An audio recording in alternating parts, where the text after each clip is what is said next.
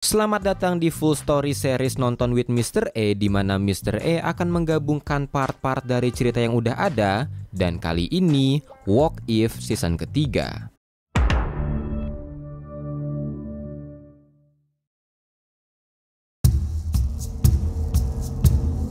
Episode ke-1 ini dibuka dengan seorang bocah yang sedang nonton kartun Avengers Heroes of the Game War, di mana Avenger menciptakan robot-robot untuk melawan monster yang dilepaskan Hulk. Tapi tontonannya itu terganggu dengan putusnya internet serta gempa bumi, dan ketika melihat keluar, ada seekor monster raksasa menyerang kota. Dan untuk mengetahui monster apa itu, kita harus mundur ke awal permasalahan. Semua ini bermula dengan sebuah pertemuan di mana ketika Bruce Banner sedang jogging, dia bertemu dengan Sam Wilson atau The Falcon. On your left. Yeah. Mereka dengan cepat berteman dan mendengar masalah Banner soal Hulk di dirinya. Sam mencoba menolong, dia mengajak Banner ke sesi terapi sampai mengajaknya mancing dengan Serah kakaknya. Tapi badai tiba-tiba datang, menjatuhkan salah satu layar yang mengenai Banner ketika menyelamatkan Serah. Hal itu pun membuat Hulk di dirinya bangkit. Dia mulai mengamuk, tapi untungnya masih ada sisi Banner di dirinya yang ketika melihat Sam, Banner merasa malu dan pergi dari sana. Setelah kejadian itu, karena radiasi gamma lah yang memberinya Hulk, Banner merasa kalau radiasi gamma pula yang bisa menghilangkannya. Dia menembakkan sinar gamma ke dirinya sendiri, berharap Hulk hilang di dirinya, tapi itu malah menciptakan monster baru, monster gamma tanpa sisi manusia yang dengan cepat menyerang kota. Monster itu yang nanti disebut The Apex bisa mengeluarkan pasukan dari tubuhnya yang disebut Gamma Beast. Melihat itu, Avenger sadar kalau mereka membutuhkan Hulkbuster yang lebih besar. Mereka menciptakan solusi robot atau mecha untuk berperang melawan Gamma Beast, tapi sayangnya mereka kalah. Pengorbanan mereka pun menginspirasi para hero yang masih bertahan untuk menyelesaikan pertempuran. Mereka memburu setiap Gamma Beast ke seluruh dunia sampai mereka merasa mereka menang. Padahal sebenarnya sang Apex bersembunyi di suatu tempat. 10 tahun kemudian, sang Apex kembali mengirim Gamma Beast yang kali ini 3 kali lipat lebih besar, yang membuat Sam yang sudah menjadi Kapten Amerika, Monica Rambeau dan Bucky mengadakan meeting dengan para hero yang tersisa, yaitu Nakia, Red Guardian, Melina Vostokov, Shang-Chi dan juga Moon Knight. Nakia memberitahu kalau satelit Wakanda mendeteksi adanya gamma radiasi di Arktik yang mirip dengan yang dikeluarkan The Apex. Mendengar itu, Monica merasa mereka harus melibatkan Banner, tapi Sam menolak, merasa mereka bisa memenangkan lagi perang ini. Dia meminta yang lain menjaga wilayah mereka masing-masing, sementara dia dan Monica akan menyerang The Apex. Tapi merasa kalau perang ini jauh lebih berbahaya, Monica meminta Bucky mencari keberadaan Banner diam-diam karena Banner lah yang memulai ini semua, jadi mungkin dia bisa menyelesaikannya. Sam dan Monica pun pergi ke Arktik dengan mecha mereka, tapi tak lama setelah mereka sampai ke tempat radiasi gamanya terdeteksi, seekor Gamma Beast tiba-tiba muncul dari laut yang membeku yang dengan cepat mereka serang. Gamma Beast itu jauh lebih kuat, dan sialnya 2 Gamma Beast lain tiba-tiba muncul yang membuat keduanya mengeluarkan senjata terbaik mereka.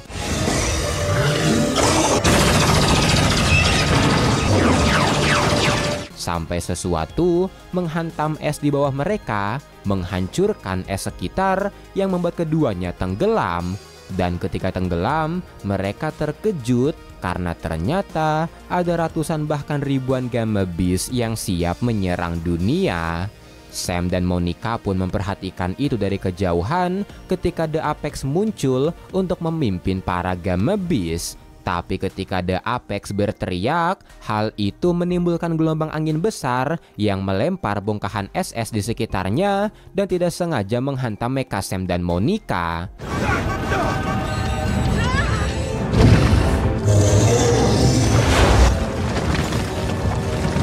Kedua mekanya pun rusak, mereka berusaha memperbaikinya, dan ketika sedang memperbaiki, Bucky memberitahu Monica kalau dia menemukan tempat keberadaan Banner yang membuat Monica segera memberitahu Sam. Mereka sempat berdebat sampai akhirnya Sam setuju untuk menemuinya. I don't even know where he is.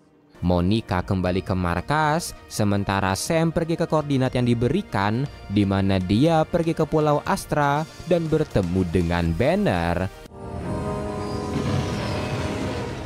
Who are you expecting, Sam? Bruce. Banner mengajaknya ke rumah barunya di atas pesawat bomber terbengkalai.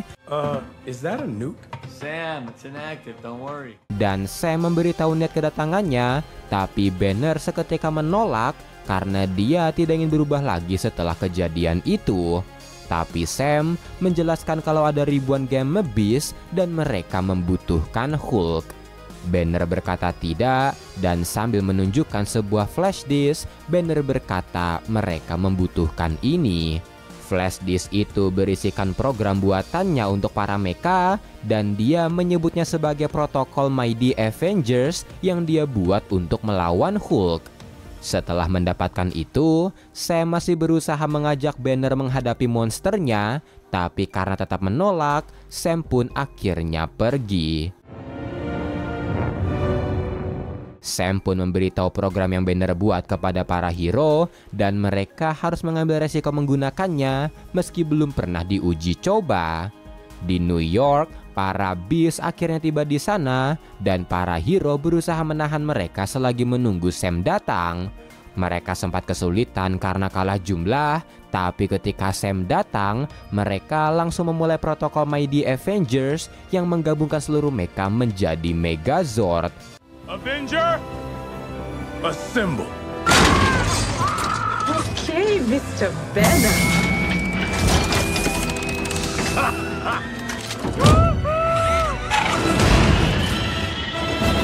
Mereka pun melancarkan serangan balasan yang kali ini bisa dengan mudah mengalahkan para Beast. Here I will.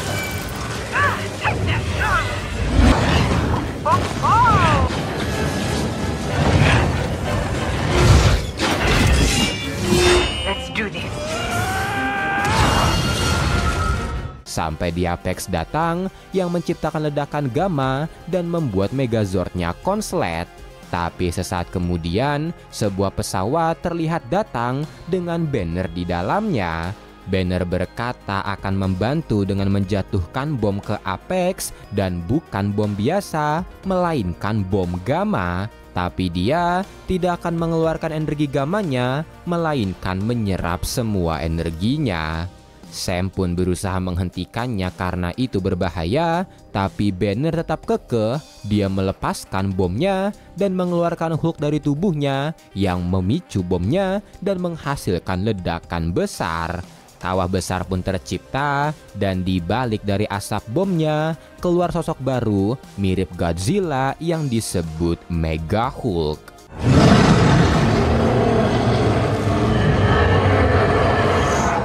Hulk di tubuh Banner telah bermutasi karena bomnya. Pertarungan pun terjadi, dan selagi bertarung, para Beast terlihat hanya memperhatikan, yang berarti Banner bukan hanya ingin mengalahkan The Apex, melainkan ingin menjadi Apex yang baru.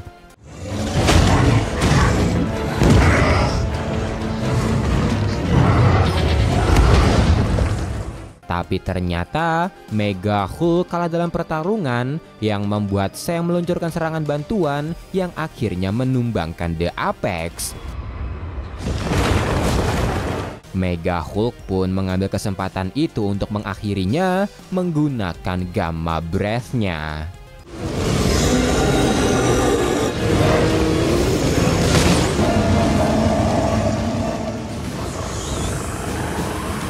The Apex hancur berkeping-keping, yang membuat Mega Hulk menjadi pemimpin baru dari Gamma Beast. Tapi melihat Banner tidak bisa mengendalikan Mega Hulk, Moon Knight sempat ingin menyerang yang dilarang oleh Sam, dan Sam segera menghampirinya menggunakan ceramah no jutsu untuk berbicara dengan sisi Banner di Mega Hulk. Over here, Bruce, come on. Hey, it's just us. Take it easy. All I see now is a friend. Ucapan Sam pun akhirnya membuat Mega Hulk pergi meninggalkan New York, membawa seluruh Gamma Beast bersamanya. Peperangan pun usai, dan Mega Hulk terlihat membawa para Gamma Beast ke Pulau Astra. Episode ini dibuka dengan 6 Celestial yang berlutut di hadapan Agatha Harkness yang terlihat seperti dewi. Let the power of creation. Tapi ternyata itu semua hanya set Agatha sedang syuting yang disutradarai oleh Howard Stark. Dan hal ini terjadi karena setelah dia menemukan keberadaan Celestial Tiamut di inti bumi, Agatha berencana menyerap kekuatannya, tapi karena mantranya membutuhkan sumber daya yang besar, Agatha memutuskan memasuki Hollywood menjadi artis di sana untuk memanfaatkan uang Howard demi kepentingannya. Dan saat syuting, sebenarnya Agatha menggunakan sihir asli, tapi dia meyakinkan Howard kalau itu hanyalah practical effect. Dan karena sihirnya tadi tidak berhasil, Agatha meminta Howard mengatur ulang adegannya, yang membuat Jarvis frustasi karena sudah 5 kali mereka tag. Jarvis pun bertanya apalagi yang perlu mereka tambahkan, dan Agatha merasa kalau mereka harus memperbesar lagi filmnya. Mereka membutuhkan lawan main, dan hanya ada satu lawan main yang pantas, yaitu Kingo. Keesokannya Kingo datang ke Stark Pictures yang disambut oleh Jarvis dan Howard. Welcome to Stark Pictures. Wow. More is just the opening offer. Kingo, it's an honor to have you on board. Set pun dipersiapkan, dan ketika kata action diteriakan, syuting kembali dimulai. Camera! And action. Kingo dan Agatha beradu tarian,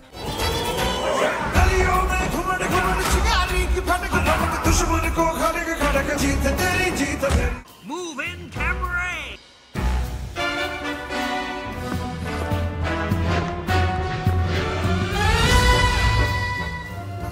There he is. There she is. dan di tengah-tengah scene, mereka sebenarnya sudah saling kenal. Kingo sudah tahu rencana Agatha, dan mereka saling melempar serangan. A lot of people think these powers are very cool. It's great, keep shooting. Tapi syuting tetap berlanjut karena orang-orang mengira itu hanya trik, dan ternyata Agatha sudah menyerap kekuatan dari Eternal yang lain yang dia gunakan untuk melawan Kingo, membuat Kingo terkejut dan berakhir dengan Agatha mengalahkan Kingo di scene-nya. Wowza, that chemistry was harder than the Hindenburg. Syutingnya pun selesai, dan ketika semua kru pergi, Agatha baru menjelaskan semuanya pada Kingo. Dia tidak membunuh para Eternal, melainkan hanya menyerap kekuatan mereka dan memenjarakannya. Dan dia berjanji akan melepaskan mereka kalau dia berhasil menyelamatkan dunia, tapi dia membutuhkan kekuatan Kingo untuk menyelesaikan mantranya.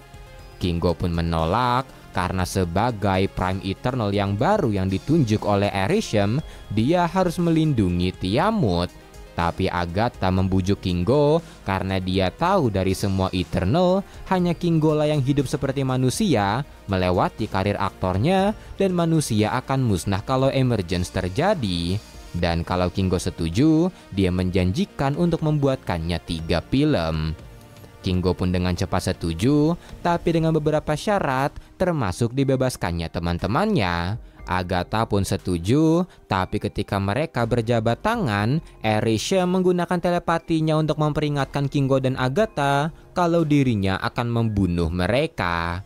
Kingo pun panik, tapi Agatha tidak takut itu dan berencana menyelesaikan rencananya.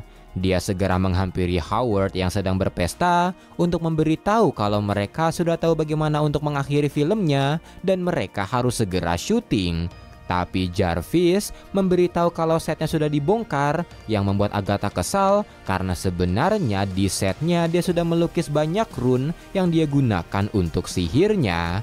Tapi melihat observatorium, Agatha merasa ruangan di sana cukup besar untuk semua rune-nya. Dia memberitahu Howard mereka akan syuting di sana, yang disetujui oleh Howard.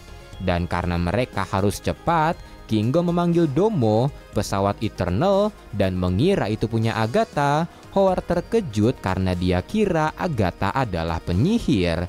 Dan ternyata Howard selama ini tahu Agatha adalah penyihir asli, hanya saja dia tutup mulut karena sihir lebih murah dibandingkan visual efek. Okay, let's do it. Mereka pun segera pergi ke observatorium. Jarvis dan Agatha mulai melukis run-run di sana. Sementara di luar angkasa, Arishem terlihat melesat menuju bumi dan mereka bisa melihat kedatangannya. Is that part of the opening act?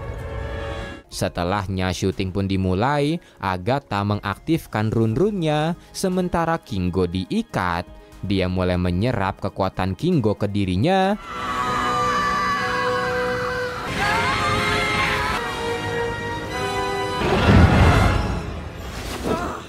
Dan setelahnya dia mulai mengarahkan pandangannya ke Tiamut, menyerap semua kekuatan kosmik miliknya yang menghasilkan sebuah ledakan.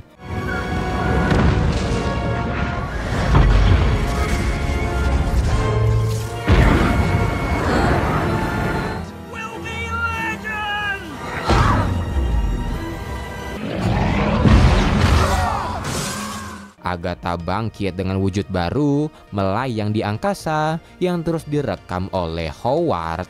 Agatha pun mengagumi bentuk celestialnya, tapi sesaat kemudian Arishem tiba di belakangnya, menghina Agatha yang baru mendapatkan kekuatan kosmik dan mereka mulai bertarung.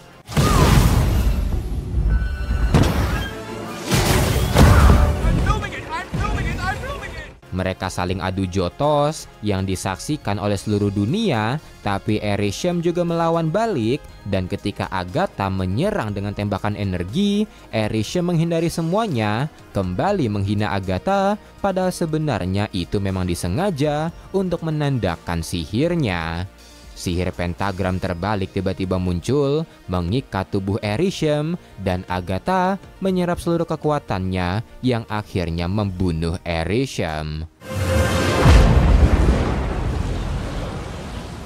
Kingo pun senang Agatha menang, tapi karena sudah mendapatkan kekuatan yang selama ini dia cari, Agatha mengungkapkan sifat aslinya. Dia berencana menguasai dunia, dan Kingo terlihat khawatir karena sekarang Agatha setara dua celestial. Jarvis pun menyarankan Kingo membujuknya, dan Kingo mendapatkan ide. Dia segera berkomunikasi dengan Agatha dan menggunakan ceramah no jutsu. Dia mengingatkan Agatha kalau Agatha adalah aktris, dia tidak membutuhkan semua kekuatan besar ini karena dia memiliki sihir yang bisa mengagungkan namanya, dan sihir itu adalah film. Dan dengan film, Agatha tidak harus ditakuti untuk menaikkan namanya karena film akan membuat namanya dipuja-puja. Setelah berpikir sejenak, Agatha merasa itu benar dan menghentikan aksinya. Tak lama kemudian, penayangan perdana dari film Agatha diliput banyak media, dan melihat kesuksesan itu, Agatha mengumumkan sequel. Sequelnya tak lama lagi akan datang karena kematian Arishem menarik perhatian para celestial. Dan di langit, The Watcher terlihat bersama 3 celestial. Episode ini dibuka dengan rekaman dari penyerangan dan percobaan pembunuhan keluarga Stark yang dilakukan Winter Soldier, tapi ada yang berbeda di mana seseorang dengan perisai terlihat menghentikan Winter Soldier. Dan untuk mengetahui siapa itu, kita harus mundur ke beberapa hari sebelumnya, di mana Red Guardian atau Alexei Shostakov ditugaskan oleh Jenderal Dreykov untuk menyamar di Ohio sebagai orang biasa. Tapi karena Alexei adalah Red Guardian, super soldier pertama di Rusia, dia menolak misi itu, merasa misinya tidak pantas untuknya, dan meminta misi yang lebih pantas. Alexei berkata dia mendengar rumor soal mata-mata Rusia bernama Rook yang telah mengirim misi baru dan dia ingin melakukan misi itu, tapi Dreykov malah meminta Vasily Karpov untuk melelehkan Winter Soldier karena dia ingin memberikan misi itu padanya. Alexei pun marah ketika mendengarnya. Dia tantrum di depan Dreykov dan merasa harus menunjukkan lagi kemampuannya yang membuatnya mencuri berkas berisikan misi untuk Winter Soldier. Di sisi lain, Vasily Karpov mengaktifkan lagi salah satu Winter Soldier, yaitu Bucky. Dia mengaktifkan Winter Soldier programnya dan memberikan misi untuk mencuri serum Super Soldier serta membunuh pasangan Stark. Sementara di sisi lain, Alex yang menyamar pergi ke Amerika untuk melakukan misi yang sama dengan Bucky.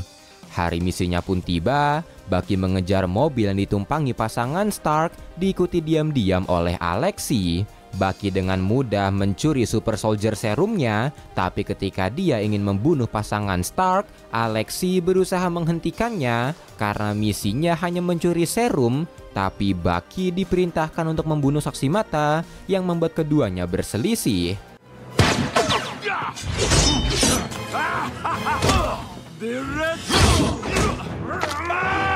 Tapi perselisihan itu membuat mereka teralihkan dan polisi mulai datang yang membuat mereka segera kabur. Sialnya, karena pertarungan tadi, 2 dari 3 serum Super Soldier hancur dan karena Stark selamat, Karpov mengecap misinya gagal yang membuat mereka harus mencari jalan keluarnya sendiri. Di sisi lain, setelah mengirim pasangan Stark ke rumah sakit, Bill Foster atau Goliath tiba di TKP dan Ranger Morales melaporkan kalau Howard Stark memberitahu ada 2 orang berkelahi serta ada cairan biru berceceran. Mengetahui itu, Foster langsung memerintahkan untuk menutup semua bandara sampai stasiun di Ohio karena mereka sedang menghadapi Super Soldier. We are dealing with genetically super soldiers. Keesokannya, sambil makan burger di pinggir jalan, Alexei dan Bucky mencari cara bagaimana mereka keluar dari Amerika dan Alexei merasa Rook bisa membantu mereka. Mereka pun mencuri mobil dan segera menuju Las Vegas untuk menemui Rook. Tapi di tengah perjalanan, mereka tidak tahu kalau polisi memblokade kota, di mana Bill Foster langsung memeriksa mereka. Dia mengajukan pertanyaan-pertanyaan pada mereka, tapi karena jawabannya mencurigakan, Foster mulai curiga yang membuat Bucky ingin membunuhnya yang dicegah Alexei dengan menancapkan gas mobilnya. Pengejaran pun terjadi yang membuat Bucky langsung menembaki polisi yang datang, termasuk Foster dan Morales.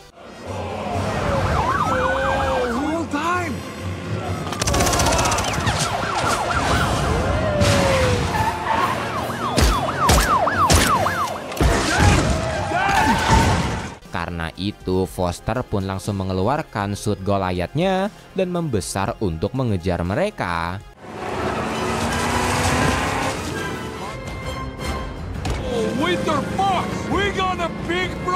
Pengejaran terus berlanjut.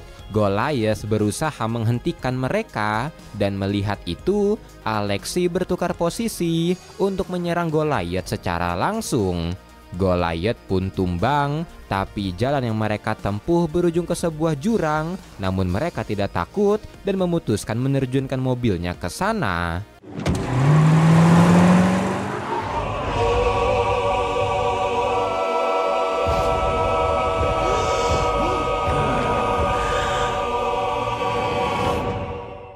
Foster dan Morales baru bisa menemukan mobilnya saat malam. Kedua Super Soldier sudah menghilang, tapi mereka menemukan sebuah peta yang memberikan mereka petunjuk kalau Bucky dan Alexei menuju ke Las Vegas. Di sisi lain, Bucky dan Alexei terlihat menerobos masuk ke rumah sakit hewan karena Bucky terkena tembak. Di sana mereka mulai ngobrol-ngobrol soal masa lalu mereka dan mendengar kalau Bucky kehilangan seluruh ingatannya. Alexei menyuruhnya menutup mata, memintanya mengingat masa lalunya, dan Bucky melihat Coney Island yang membuat Alexei merasa kalau Bucky berasal dari Coney Island. Great Coney Island hero. Tapi tak lama kemudian, Bucky mendapatkan telepon dari Jenderal Dreykov yang memintanya untuk membunuh Alexei karena telah mengganggu rencananya. Setelahnya mereka pergi menuju Las Vegas ke tempat dari Rook yang ternyata adalah Obadiah Stane. Alexei pun memperkenalkan diri, dia masih mengira kalau Rook atau Obadiah adalah mata-mata Rusia dan meminta jalur pelarian padanya. Tapi Obadiah menjelaskan kalau dia bukanlah mata-mata ataupun tokoh revolusioner tapi dia hanya membuat kesepakatan dengan Rusia untuk menjual informasi soal serum super soldier yang dibawa Howard Stark, dan sebagai gantinya mereka harus membunuh pasangan Stark agar dia bisa mengambil alih Stark Industries. Mendengar itu, Alexei terkejut dan melihat mereka adalah ancaman karena tahu rencananya Obadiah berencana membunuh mereka, tapi tentu saja gagal dan Bucky melemparnya keluar gedung. Tak lama kemudian pasukan Red Room datang untuk membunuh mereka, dan karena posisi mereka diketahui, setelah menghabisi pasukannya, mereka pun segera kabur. Tapi sialnya, ada polisi dan Foster di bawah. Kejar-kejaran kembali terjadi, kerusuhan juga terjadi, terlebih lagi dengan Foster yang menjadi Goliath.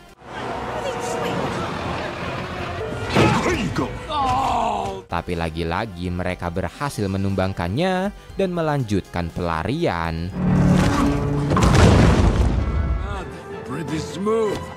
Tapi sialnya, pasukan Red Room kembali datang, membuat mereka terpojok, dan Bucky memberitahu Alexei soal perintah Dreykov yang membuat Alexei sangat marah dan merasa dihianati. Mereka pun berencana menyerang balik, tapi ternyata Karpov datang, mulai meneriakkan kata-kata untuk memicu Winter Soldier program. Tapi ternyata setelah Karpov mengucapkan seluruh kata-katanya, program Winter Soldier milik Bucky tidak terpicu berkat kekuatan persahabatan serta kembalinya sedikit ingatan soal masa lalunya. Грузовой вагон. I remember that. Thanks to you. Di luar, tahu kalau kedua super soldier terkepung, Foster membawa seluruh prajurit SWAT untuk menyergap, dan ketika penyergapan terjadi, Karpov seketika terkejut, pertempuran tidak terhindarkan, yang membuat Bucky dan Alexei mengambil kesempatan itu untuk melancarkan serangan. Tapi sayangnya, setelah penyerangan itu, Bucky kembali tertangkap, yang membuatnya kembali dicuci otak oleh Hydra. Sementara untuk Alexei, dia dianggap telah mati, padahal sebenarnya dia hidup di Amerika sebagai Bob Toledo, seorang guru, sampai Foster datang, tapi bukan untuk menangkapnya, melainkan untuk merekrutnya ke dalam SHIELD, yang membuatnya menjadi salah satu anggota di Avengers. Episode ini dibuka dengan rekaman pasca persalinan di mana Darcy Lewis dan pasangannya Howard the Duck sedang menantikan anak mereka yang saat ini masih telur. Dan kalau mau tahu kenapa ini bisa terjadi, kita harus mundur ke season 1. Di mana ketika Thor memulai pesta intergalaksi di bumi, pesta itu akhirnya merubah bumi, membuat bumi mulai ditinggali orang-orang atau ras dari planet lain. Dan di tengah-tengah itu, Darcy Lewis tidak sengaja bertemu dengan Howard the Duck dan mulai jatuh cinta. He was right.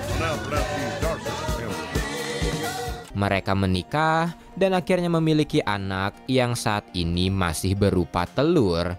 Mereka sangat bahagia menyambut anggota keluarga baru mereka itu sampai mereka menyanyikan lagu I Was Made for Loving You ketika menidurkannya. I can't get enough of you. Tapi tak lama kemudian, Topaz, asisten Grandmaster, datang ke rumah mereka untuk memberitahu kalau mereka mendapatkan tiket liburan gratis ke pesawat pesiar milik Grandmaster. Mereka pun dengan senang hati menerimanya dan pergi keesokan harinya membawa telur mereka. Tapi ternyata dari kejauhan, Yondu terlihat mengincar mereka. Melihat interior pesawat Grandmaster, Darcy dan Howard pun takjub dan mereka disambut oleh sang Grandmaster sendiri yang terlihat tertarik dengan telur mereka sampai memberikan perlakuan khusus pada mereka.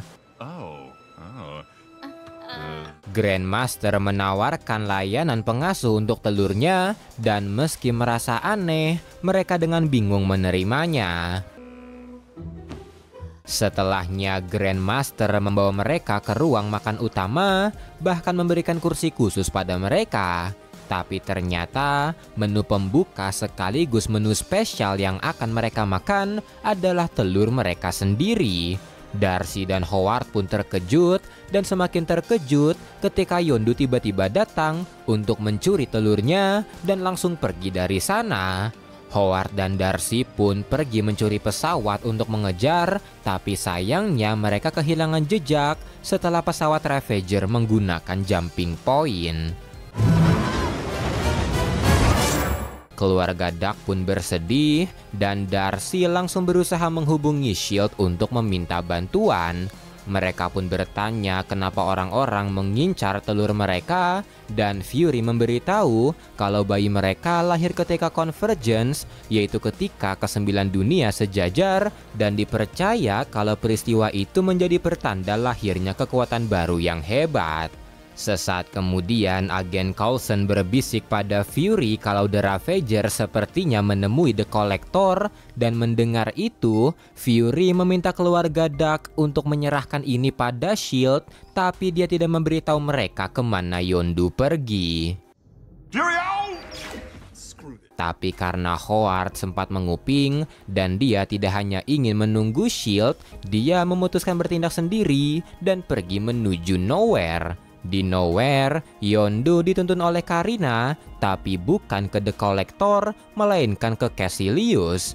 Yondu pun terkejut, bertanya di mana The Collector, dan Caecilius memberitahu kalau dia telah menjebak The Collector di Mirror Dimension. Setelahnya, Caecilius meminta telurnya yang dia sebut sebagai relik paling kuat di alam semesta, tapi karena Yondu mendapatkan tawaran lain untuk telurnya, mulai dari Dark Elf sampai dewa-dewa Olympus, dia menaikkan harganya, tapi Caecilius langsung menggunakan sihirnya dan memerintahkan bawahannya untuk membunuh Yondu. Di luar, Darcy dan Howard akhirnya tiba. Mereka menyusup diam-diam dan melihat penyembah Dormammu atau The Zealot ada di sana.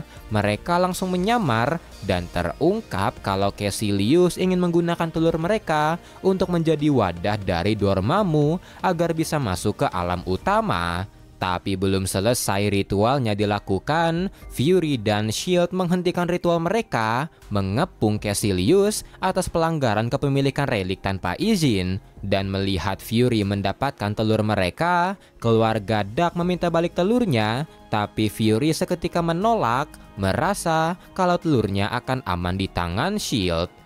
Fury pun ingin mengamankannya, tapi Caecilius dan Zealot tiba-tiba menyerang yang membuat pertempuran tidak terhindarkan. Kekacauan itu pun dimanfaatkan Darcy dan Howard untuk mengamankan telur mereka dan segera kabur dari Nowhere.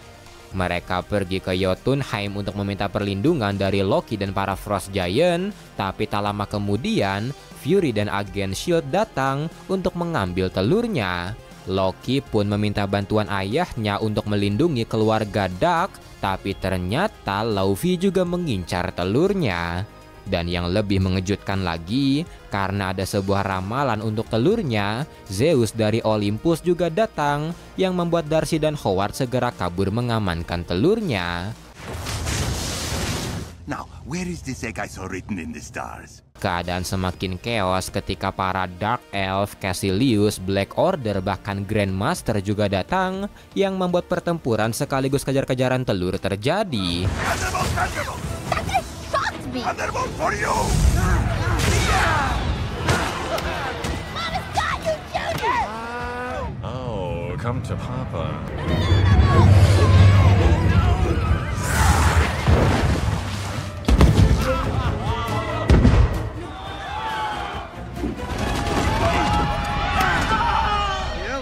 Darcy dan Howard nampaknya berhasil kabur setelah berseluncur, tapi merasa keadaan terlalu chaos, mereka mulai pasrah, dan ketika semua pasukan yang mengejar terlihat ke arah mereka, mereka mulai menyanyikan lagi I Was Made for Loving You sambil menunggu nasib mereka.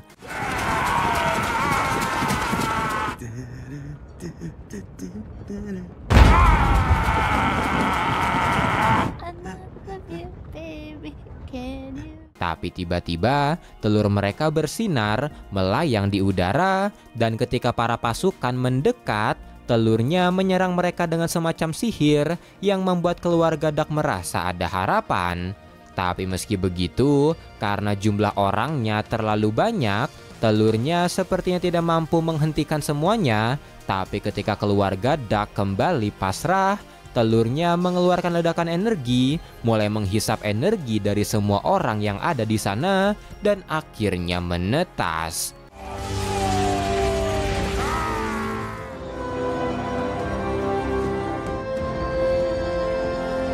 Seorang bayi manusia setengah burung keluar dari sana yang langsung diraih oleh keluarga Duck.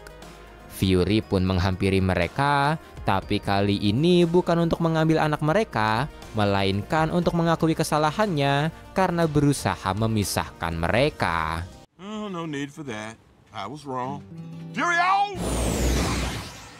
Fury pun pergi, dan setelahnya Loki dan Laufey datang menawarkan tempat di resort Loki, tapi keluarga Duck memutuskan menolak. Mereka kembali ke bumi dan menamai anak mereka sebagai Birdie.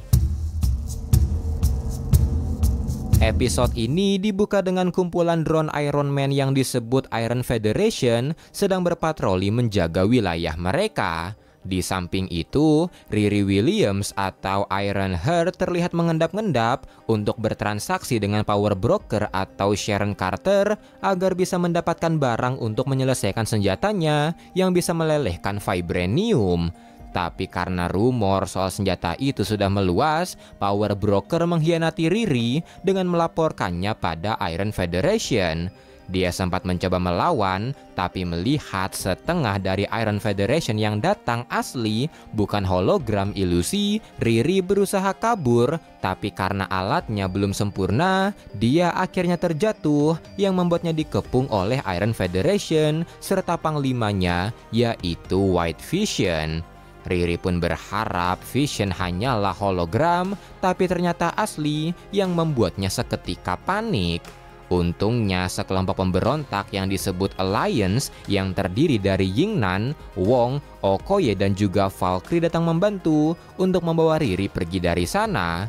Dan terungkap kalau ternyata bumi telah hancur dan terbagi menjadi kepingan-kepingan kecil. Kenapa ini bisa terjadi? Karena ternyata di universe ini emergence terjadi, Tiamut terlahir yang menghancurkan planet bumi. Tapi meski begitu, masih ada segelintir orang yang selamat, dan Quentin Beck atau Mysterio memanfaatkan itu untuk berkuasa. Dia memanfaatkan sumber daya Stark Industries untuk menciptakan Iron Federation serta Vision. Dan setelahnya, perang berkepanjangan terjadi antara Mysterio dengan Alliance, dan Mysterio hampir memenangkan peperangan berkat Vision dan kemampuan ilusinya, dan dia bertekad untuk memusnahkan Alliance. The Alliance is down. Di sisi lain, Alliance membawa Riri ke markas terakhir mereka, dan di tengah perjalanan, mereka memberitahu Riri kalau mereka mengetahui alat yang ingin dia buat, dan mereka tertarik akan itu. Setelahnya, Alliance memperlihatkan isi markas mereka, di mana hanya tinggal sedikit pasukan pemberontak yang tersisa setelah yang lain dihabisi oleh Vision. Setelahnya, Riri dibawa ke lab milik Alliance yang berisikan semua barang yang Riri butuhkan untuk menciptakan senjatanya. Riri pun setuju untuk membuatkannya, tapi tak lama kemudian, Yingnan mendapatkan laporan kalau Vision berhasil menemukan mereka, yang membuatnya memerintahkan semua orang untuk melindungi labnya. Pasukan pun menyebar,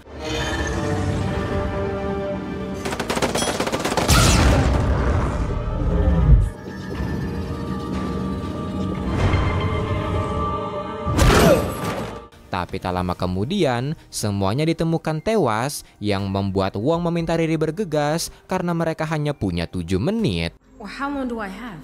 7.5 minutes. 7.5 minutes. Really? Really? Riri pun menggerutu karena dia seharusnya butuh 12 jam dan terpaksa buru-buru. Di luar, Wong menggunakan mantra Vishanti untuk menjaga lab serta memberikan armor untuk teman-temannya. Dan ketika mereka menemukan Vision, pertarungan pun terjadi.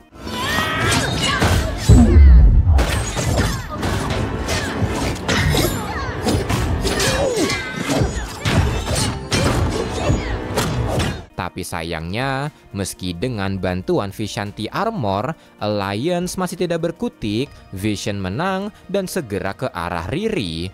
Riri pun panik ketika melihat Vision, alatnya juga belum sempurna. Tapi untungnya bekerja. Yeah, come on, wave. Reverse polarity, come on. Vision pun tumbang, Alliance terkejut, dan dengan tidak adanya Vision, pasukan Mysterio tidak akan terlalu menakutkan. Tapi karena markas mereka sudah diketahui, Okoye merasa mereka harus pergi. Mereka pun mengemas barang-barang mereka dan menghancurkan markasnya.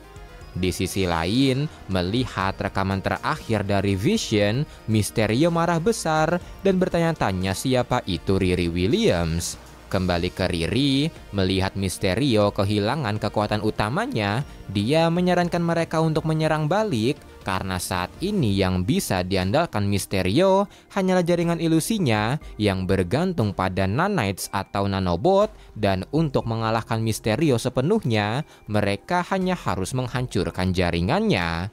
Tapi mendengar itu, Wong memperingatkan Riri kalau markas Mysterio dipenuhi oleh ilusi dan mereka akan kesulitan karenanya. Riri membalas kalau dia yang akan mengatasi itu karena mereka memiliki Vision dan dia akan memanfaatkan itu.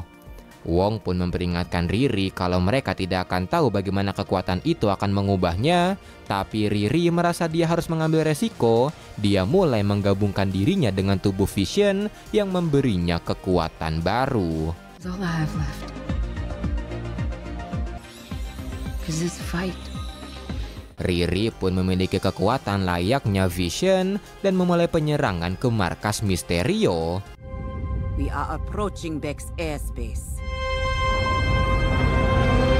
Sistem pertahanannya pun merespon itu, mulai menembaki mereka, tapi Riri melihat sebagian besar hanyalah ilusi dan mulai menghilangkan ilusinya satu persatu.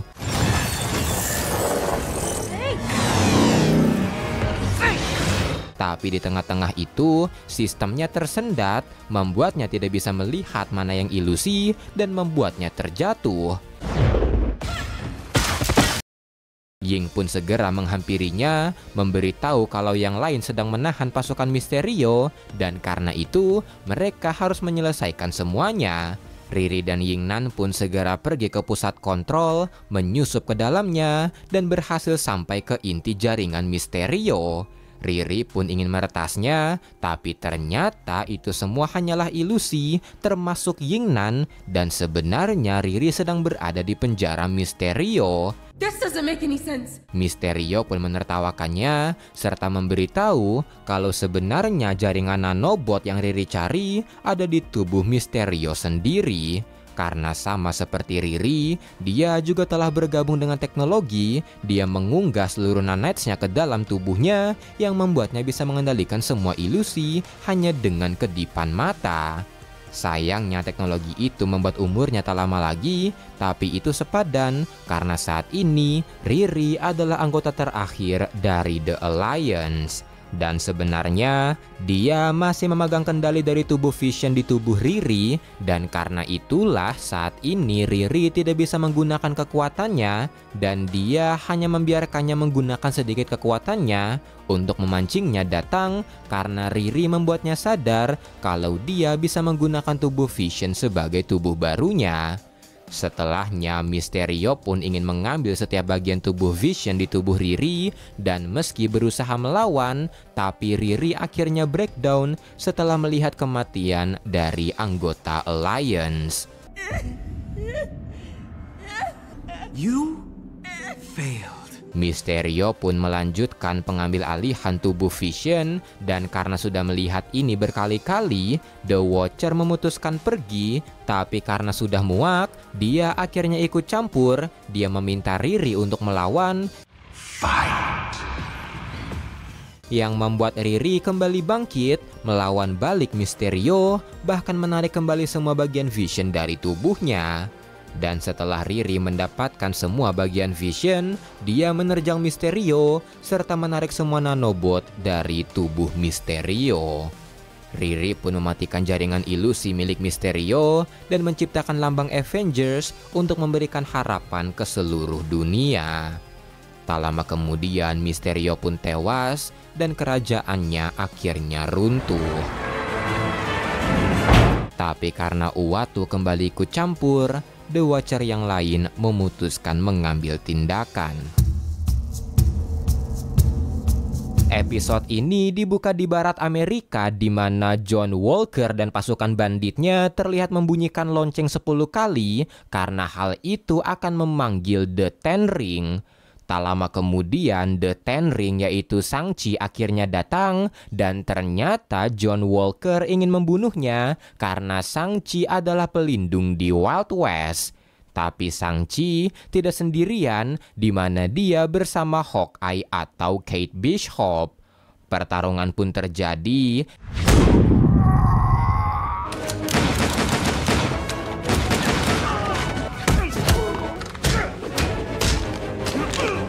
Dan meski kalah jumlah, Shang-Chi dan Kate bisa dengan mudah memenangkan pertarungan. Setelahnya dia memaksa John Walker memberitahu di mana The Hood karena The Hood telah menjara dan menculik semua imigran Tionghoa yang sedang membangun rel. John pun memberitahu kalau The Hood ke Point Pegasus yang membuat Shang-Chi dan Kate segera pergi ke sana. Alasan Shang-Chi mencari The Hood karena ternyata bertahun-tahun yang lalu adiknya Su Xialing pindah ke Amerika mengharapkan kehidupan baru, tapi ternyata ada seorang penjahat bernama The Hood yang mengincar para imigran terutama Tionghoa untuk memperkuat kekuasaannya. Melihat itu, Xialing tidak tinggal diam, dia mencari The Hood, tapi setelahnya dia tidak pernah terdengar lagi. Mendengar rumor itu, Shang-Chi berusaha mencarinya, dibantu oleh Kate Bishop yang juga punya dendam pada The Hood yang telah membunuh keluarganya. Tapi ketika sampai ke Point Pegasus, ternyata desa di sana telah hancur dan yang selamat hanyalah seorang bocah bernama Jun Fan. Jun Fan menjelaskan kalau The Hood menyerang saat malam, menculik semua orang dengan kereta hantunya sebelum dia sempat membunyikan loncengnya. Jun Fan memberitahu kalau kereta The Hood pergi ke lembah sana yang membuat Shang-Chi dan Kate bingung karena tidak ada rel di sana. Tapi saat mereka perhatikan, ternyata ada jejak yang tertinggal. Mereka pun segera mengejar serta membawa Jun Fan bersamanya. Mereka mengambil jalan pintas untuk mengejar dan terkejut ketika melihat kereta The Hood benar-benar jalan tanpa rel. Wow, how big?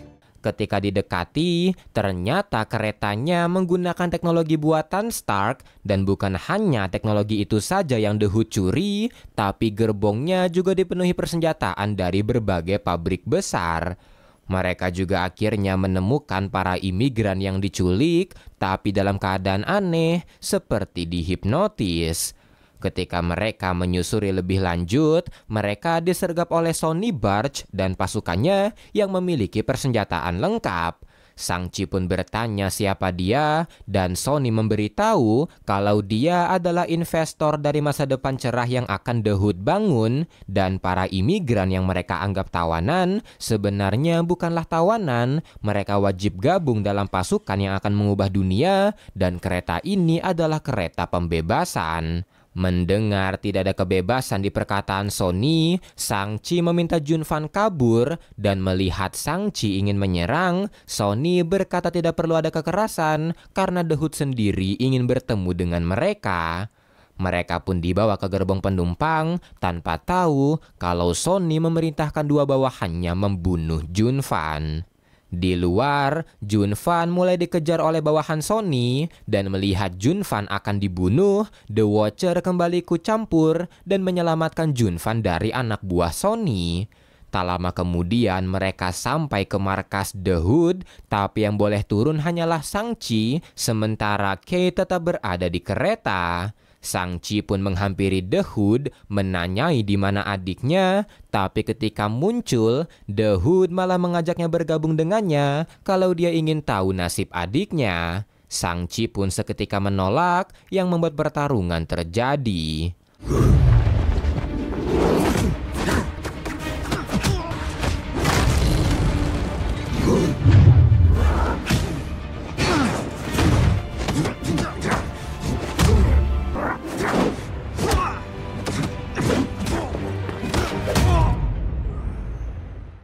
Dan Junfan melihat itu dari kejauhan, dan yang menjadi masalah, selain The Hood terlihat lebih unggul dibandingkan Shang-Chi, dia juga bisa menghilang yang membuat Shang-Chi kewalahan.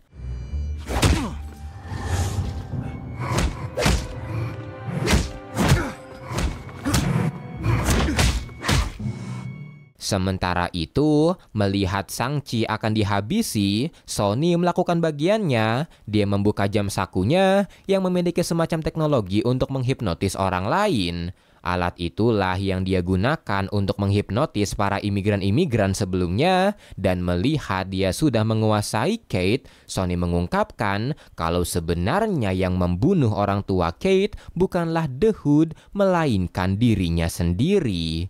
Dia membunuh mereka untuk mengambil kekayaannya, tapi alasan sebenarnya bukanlah itu, karena alasannya hanya karena menyenangkan membunuh mereka.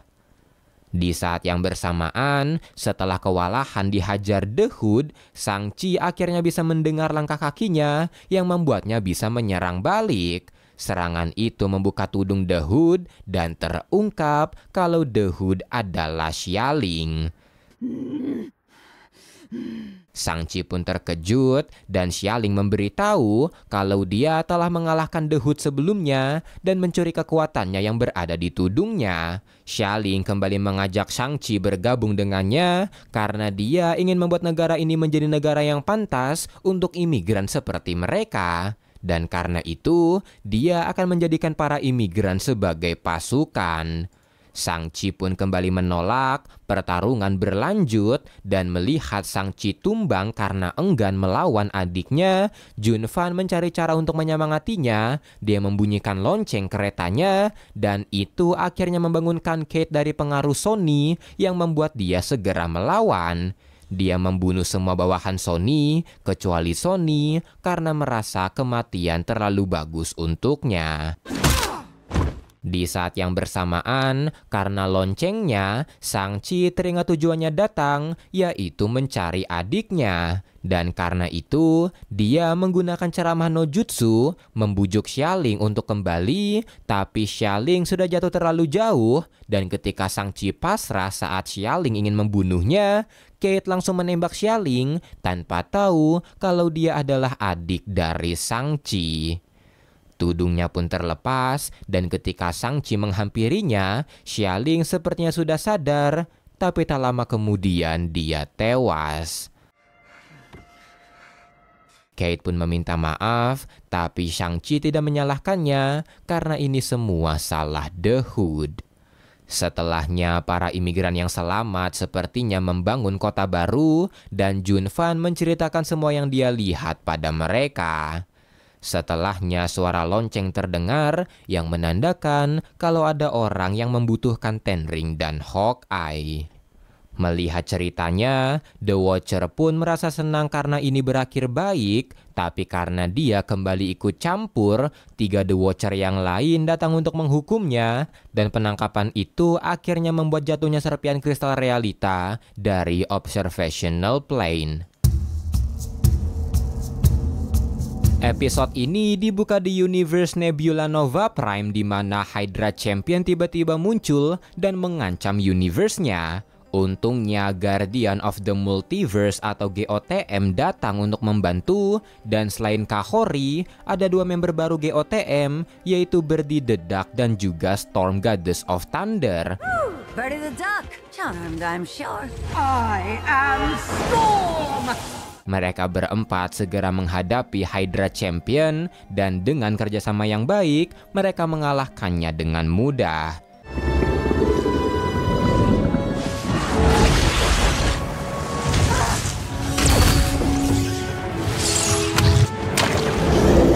Tapi setelah mengalahkan monster itu, mereka dikejutkan dengan jatuhnya 3 potong kristal realita dari Observational Plane yang membuat mereka merasa kalau The Watcher dalam bahaya. Di dimensi kelima, Uatu The Watcher terlihat ditahan oleh 3 petinggi Ordo The Watcher, yaitu The Eminence, Executioner, dan juga Incarnate. Uatu ditangkap karena ikut campur berkali-kali dalam multiverse, dan yang paling berbahaya, dia membuat Peggy atau Kapten Carter juga ikut campur dengan menciptakan Guardian of the Multiverse. Peggy bisa saja membongkar eksistensi dimensi kelima, dan hal itu akan mengancam Ordo The Watcher. Dan karena itu, untuk melindungi Ordo, mereka terpaksa akan menghentikan GOTM kalau mereka berusaha mencarinya. Di sisi lain, GOTM mendiskusikan kemungkinan yang terjadi pada The Watcher, apakah Observational Plane diserang kembali seperti peristiwa Infinity Ultron, dan untuk mencari jawabannya, Peggy merasa kalau mereka harus pergi ke dimensi kelima. Mereka pun mulai mengupgrade time spear mereka, memasukkan satu pecahan Observational Plane agar bisa pergi menuju dimensi kelima. Uji coba pun dijalankan, tapi sayangnya usaha mereka gagal.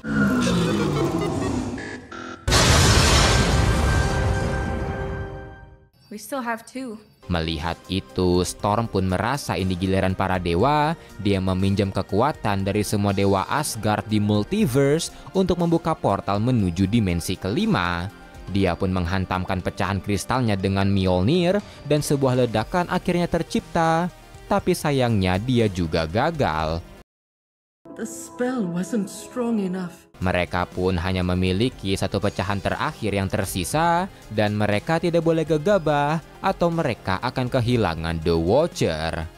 Mengingat kalau Infinity Ultron pernah pergi ke Observational Plane, Kahori menyarankan mereka memanfaatkannya karena varian lain dari Infinity Ultron hanya akan diam setelah membunuh semua kehidupan di universe-nya. Infinity Ultron? You're serious? Mereka bisa memprogram ulang AI dari Infinity Ultron, dan kalau rencananya berjalan buruk, mereka bisa mereset universe-nya dengan bom yang mereka curi dari TVA. Peggy pun merasa ini terlalu berbahaya, tapi yang lain merasa ini sepadan untuk menolong The Watcher. Mereka pun sepakat melakukannya, namun saat malam, Peggy mulai merenung apakah tindakannya benar karena dia membahayakan teman-temannya untuk menolong temannya yang lain. Storm pun menenangkan Peggy karena ini kemauan mereka sendiri. Peggy pun mengerti, tapi ketika Storm pergi, Peggy tetap merasa tindakannya salah dan pergi sendirian menghadapi Infinity Ultron. Di sebuah universe, varian Infinity Ultron terlihat hanya dia membeku selama ratusan tahun setelah menghabisi semua kehidupan di universe-nya atas nama perdamaian.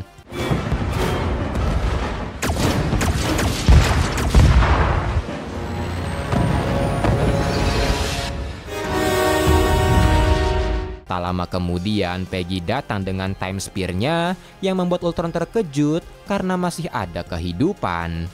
Di markas GOTM, Birdie terkejut karena pecahan kristal dan time spear-nya menghilang yang membuat dia memperingatkan semua orang. Dan karena Peggy tidak ada, mereka panik karena Peggy pasti melawan Ultron sendirian. Mereka pun pergi melacaknya dan menemukan perisai Peggy hancur di universe Infinity Ultron. Ketika Ultron muncul, mereka pun menyerangnya secara membabi buta tanpa membiarkan Ultron berbicara. Ultron pun muak, dia menggunakan kekuatannya untuk menghentikan serangan mereka. Dia pun menjelaskan kalau dia tidak membunuh Peggy, tapi Peggy ditangkap oleh The Watcher. GOTM pun bingung karena ada The Watcher yang lain, dan Ultron melanjutkan kalau sekarang dia sadar jika tindakannya dulu salah karena untuk menciptakan perdamaian tidak harus melakukan penghancuran. Dia pun ingin membantu GOTM menyelesaikan masalahnya, dan dengan menyerap potongan kristal realita, Infinity Ultron bisa membawa mereka menuju dimensi kelima. I see everything. Infinity. Flashback sebentar, ribuan tahun yang lalu, sebagai murid terbaik The Eminence, Uatu dibawa ke Observational Plane untuk dilantik sebagai The Watcher. The Eminence pun memintanya bersumpah untuk tidak ikut campur di multiverse, dan sumpah itu akhirnya memberikan kekuatan pada Uatu untuk menjadi The Watcher. Kembali ke masa sekarang, Uatu membela diri kalau aksinya dia lakukan untuk kebaikan multiverse, seperti saat dia menolong Strange Supreme yang menciptakan universe baru untuk mereka amati.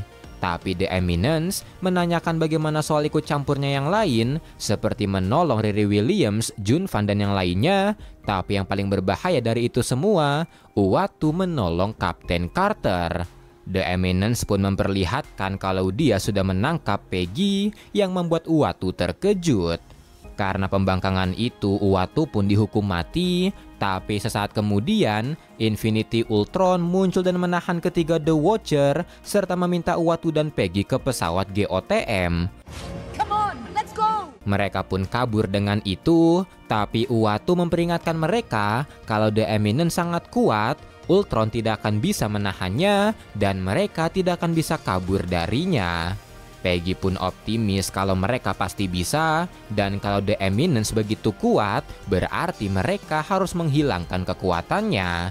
Peggy pun menyarankan mereka ke universe baru buatan Strange Supreme, karena jiwa dari Strange berada di setiap atom dunianya, dan mereka mungkin bisa meminta bantuan padanya. Mereka pun segera meluncur ke sana, tapi di saat yang bersamaan, The Eminence berhasil membunuh Infinity Ultron dan segera menyerang pesawat GOTM serta melempar mereka ke universe kosong. GOTM pun langsung menyerang ketiga The Watcher, tapi serangan mereka tidak berpengaruh apa-apa dan The Eminence berencana membunuh mereka. Dia melempar GOTM ke sebuah tebing, menekan mereka di sana, dan melihat itu, untuk menyamai kekuatan The Watcher, Uatu meminta mereka mengucap sumpah The Watcher untuk mendapatkan kekuatannya.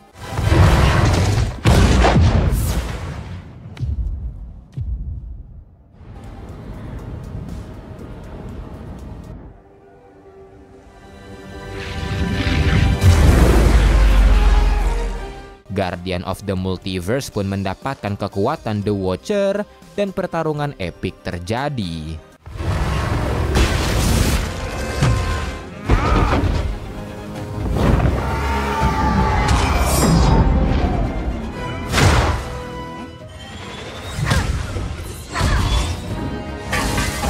Di tengah pertarungan itu, Uatu meminta The Eminence untuk menghentikan pertarungan, tapi The Eminence menolak itu, kecuali Uatu menyerah. Pertarungan pun berlanjut, sampai akhirnya ketiga The Watcher berhasil dikalahkan dengan kekuatan gabungan dari para hero. Mereka pun menyuruh The Watchers menyerah, tapi The Eminence selalu menolak, dan karena The Eminence adalah gurunya sendiri, Uatu tidak ingin The Eminence mati. Dia meminta GOTM menghentikan serangannya dan memohon pada The Eminence untuk menyerah. Wait. The Eminence lagi-lagi menolak. Dia, Eksekusioner, dan The Incarnate mengeluarkan serangan gabungan, di mana serangan itu yang mirip seperti tornado bisa menghapus setiap varian dari siapapun yang diserangnya.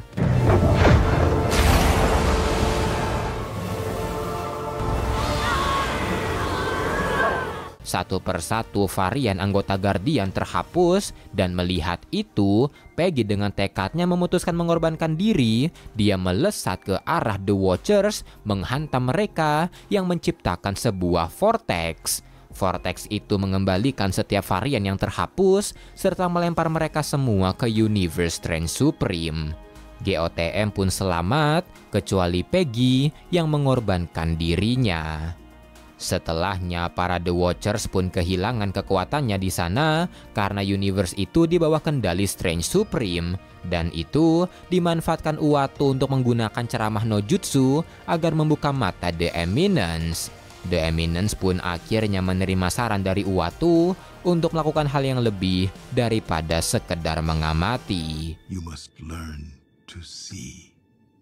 Setelahnya, anggota Guardian of the Multiverse pun melakukan penghormatan pada Peggy dan membiarkan tamengnya melayang di observational plane untuk mengenang jasanya.